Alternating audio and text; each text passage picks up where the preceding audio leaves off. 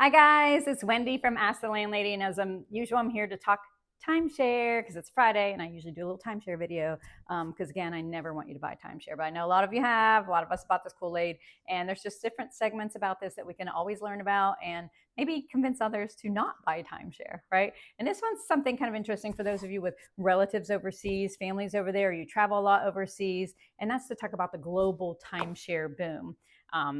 This is becoming something new. It is expanding, something that in the US we're kind of getting suspicious of, right? Hence a book, Never Buy Timeshare.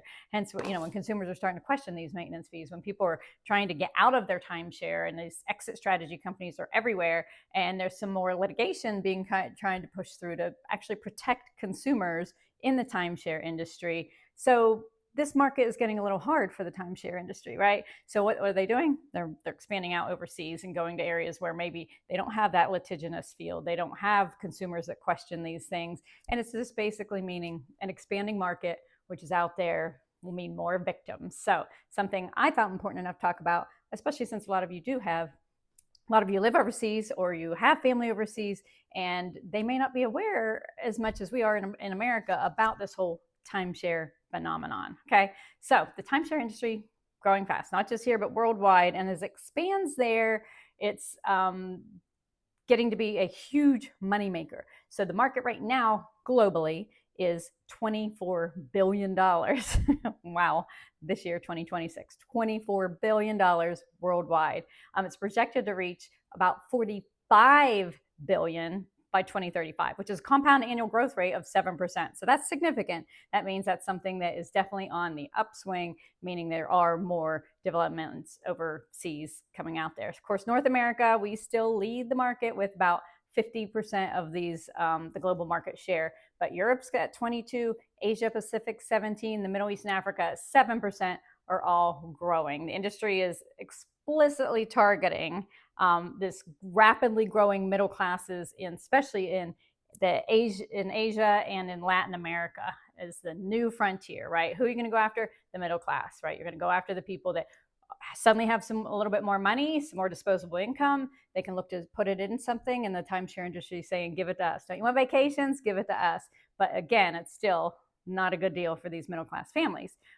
But they're going to be subject to these crazy sales techniques because of this huge global share and this desire to see it go to 45 billion worldwide. So, and the industry knows that. Sorry, I'm going through my script here. Where are we?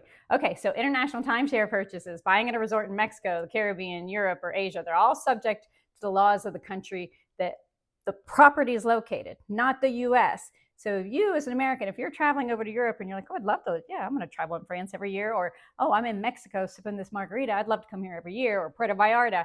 When you buy that, the US consumer laws do not apply to any of that transaction. You are buying in a foreign entity. That country is where your laws will need to be. You would have to, if you're in Mexico, you'd have to get a Mexican attorney to try to do this and navigate a whole foreign legal system. And a lot of times contracts aren't even in English. So never sign anything that's in another language, guys. Never sign a contract.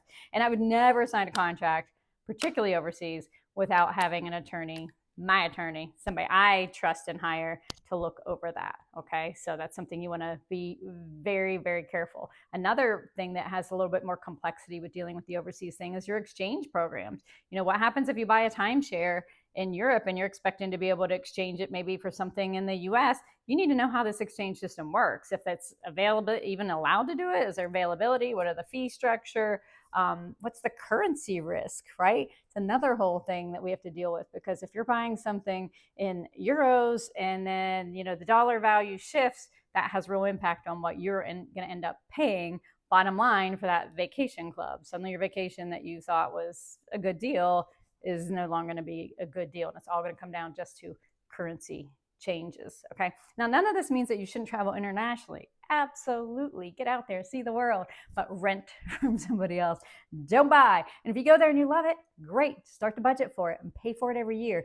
Do not get into timeshare, and especially do not get into it in a market that you don't know the laws, you don't have somebody on your side, that you don't have any consumer protection. Okay, So here's the landlady's take.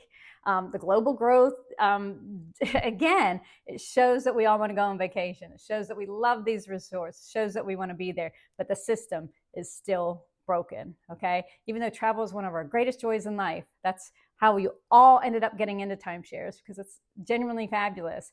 But that model is still skewed totally towards the owners of these developments, and not in the salespeople who are making these commissions after these predatory sales tactics, and not to you as the consumer. So what this scares me about this is that, or just concerns me, I guess, is that it's this global expansion is specifically targeting markets where the consumers are less protected, right? And they're going after a cultural mythology with middle class people who are just emerging into the middle class, finally have some money, and they're trying to go after their family values and their vacation values and put something, a slick sales pitch on them to try to put them into a product that they will not be able to afford in the future, and that will ultimately become a burden. Because the people in Brazil and Vietnam, these families who are listening to these timeshare talks, they don't know what's happened here in America. They don't know about the $1 eBay listings where you can't even give away your timeshare. They don't know that 17.5% increase in maintenance fees over a 1 year period. They don't know about these special assessments that they signed off on, that they didn't get the vote on, and they didn't get any input on. So it's happening in places where this education gap is the widest, right? Because there's no experience with timeshare. Then these crazy sales techniques that go in there built to wear you down and do that and get you to sign on the dotted line, and they're just going to be in the same boat that a lot of us Americans are, where we at least had some protection, at least have a little bit more warnings in that type of thing. So if you're traveling overseas, do not go to the timeshare presentation. Don't sign anything, for the love of all. And tell everybody you know, tell your European friends this is coming. If you know people in Vietnam, warn them that they're coming after them, these timeshare companies.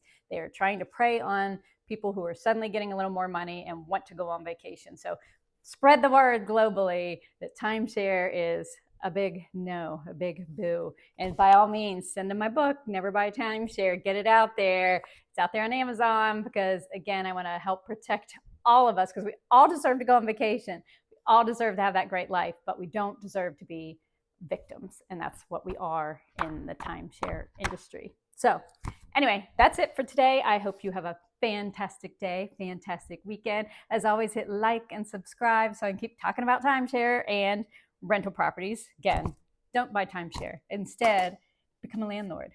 Check in the real estate and check out my books on that. That's where it's at. Then you could afford to go on vacation without even having to worry about that whole scheme. So again, I hope you have a great day, and I will be seeing you again next week.